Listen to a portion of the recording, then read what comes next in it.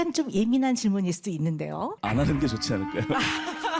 꼭 합니다. 제가 네. 큽니다. 그렇죠. 이제 프로그램을 같이 하는 연예인분들 아니면 이제 프리랜서로 일하시는 선배님들 출연료를 딱 들으면 그렇죠.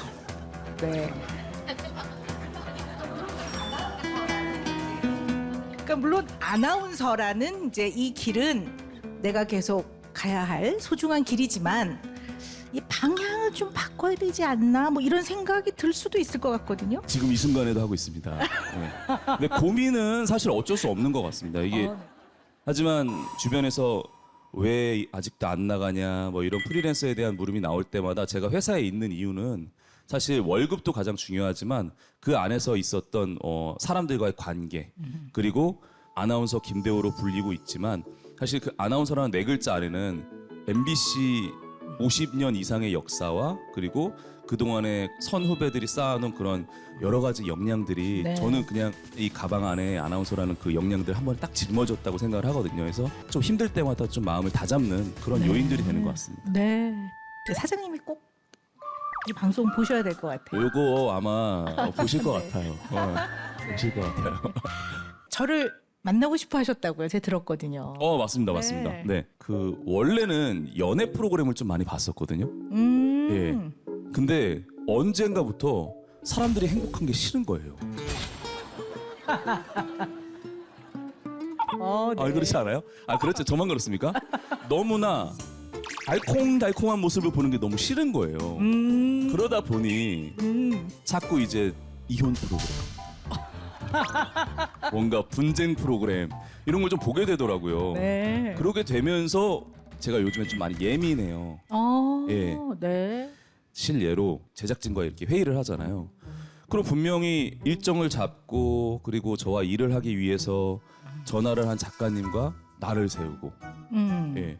그리고 이 쌓였던 스트레스를 집에서 풀게 되는 게 좀 고민이에요. 그래서 어머니께서 이제 태호야 뭐 바지 좀 빨아줄까? 근데 어머니 괜찮아요 했는데 그래도 내놔. 근데 그때 화가 치밀어 올라요. 그래서 더한 화를 낼 것 같아서 말을 자꾸 삼키다 보니까 말을 하기 싫은 상태까지 가요. 그러시구나. 다들 지금 표정이요. 걱정해 주시는 얼굴 표정들이. 이거 강연자들인데 제가 심각한 거죠. 네. 네. 어떻게 보면 이제 대중을 대하는 사람들은 굉장히 조심해야 되거든요. 근데 또 밖에 나가면 또 김대호 아나운서 사진도 찍어달라고 그러고 바쁠 때도 있거든요. 그러면 이러고 또 간 다음에 그냥 좀 찍어줄 거 이런 마음이 많으시잖아요. 그게 양파의 껍질처럼 한겨 마음 안에 이제 쌓이는 거예요. 그러다 보면 가장 가까운 너무나 믿고 그 신뢰로 인한 편안한 데서 오는 감정의 표현이 있는 거죠. 그래서 그냥 두 가지 하시면 될 것 같아요. 계좌 이체. 계좌 이체요? 네, 어머니께. 어머니께요? 네, 용돈. 벌써 스트레스 쌓이는데? 네. 해드려야죠. 네. 또 하나는 이제 엄마가 제일 편해서 그래요. 죄송해요. 솔직하게 마음을 이야기하시면 아마 어머니 마음은 눈 녹듯이 녹으실 거라고 봅니다. 엄마 미안해. 그 제가 이제 이력서로 쓴 종이만 한 A4 한 박스를 다 쓴 것 같아요. 근데 이제 광탈할 때마다 멘탈이 나가가지고 요즘 거의 좀비 상태로 다니고 있는데 아나운서님은 이런 순간에 어떻게 버티셨는지 따로 그런 팁이 있을지 궁금합니다. 질문 감사합니다. 예. 저 이런 말씀 드려도 될지 모르겠지만 저는 탈락을 해본 적이 없습니다, 사실. 탈락을 해본 적이 없습니다, 사실.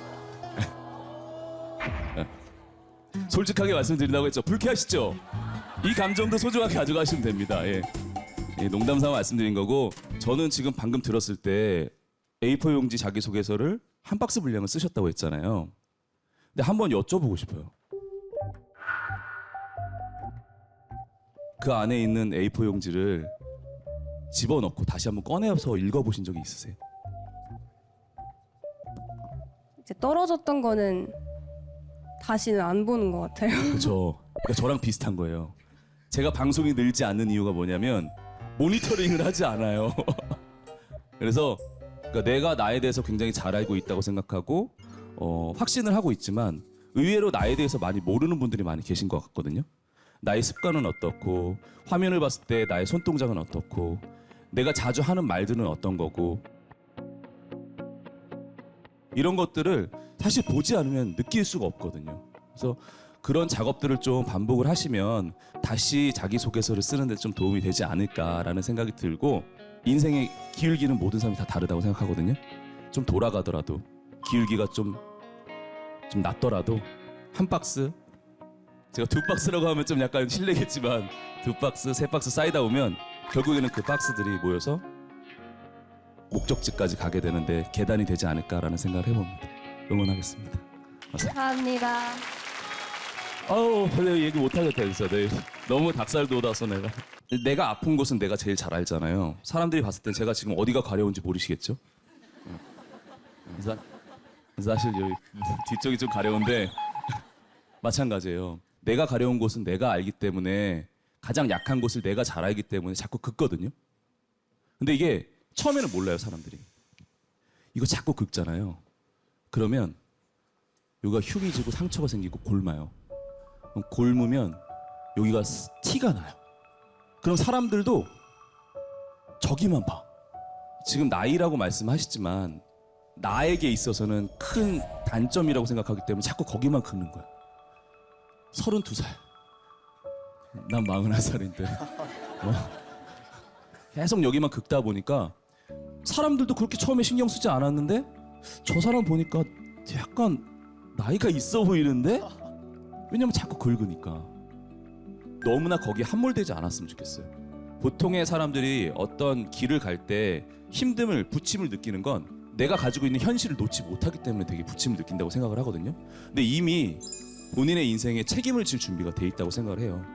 내가 내린 결정값에 대한 그리고 결과값에 대한 책임질 용기가 있는 사람들은 뭘 해도 하거든요. 그래서 용기를 드릴 뿐이지 거기에 대해서 맞다 틀리다 얘기할 필요가 없는 문제 같아요. 너무나 잘하고 계신 것 같고요. 물론 그 결과값이 어떻게 될지는 저도 장담은 못해요. 하지만 나름대로의 인생을 너무나 잘 헤쳐나가고 있다라는 느낌이 좀 들거든요. 내가 즐거워서 하는 일을 계속 즐겁게 하면 되는 거예요. 가시는 길, 본인의 길을 계속해서 무던하게 걸어 나가셨으면 좋겠습니다. 네. 그리고 나이 중요하지 않아요. 감사합니다. 응원하겠습니다. 감사합니다. 제 최종 꿈은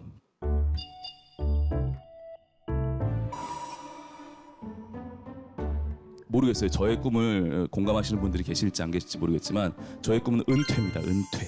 네. 은퇴. 네. 제가 의미하는 은퇴는 뭐냐면요.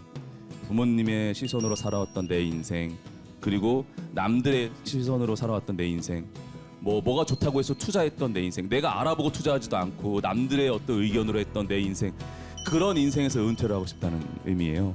그러니까 진정한 나의 삶을 좀 살고 싶다는 거죠. 주변 환경 요인에 구애받지 않는 과거의 나에서 벗어나서 진정한 나로의 은퇴를 좀 하고 싶다라는 게 저의 최종적인 꿈입니다. 네.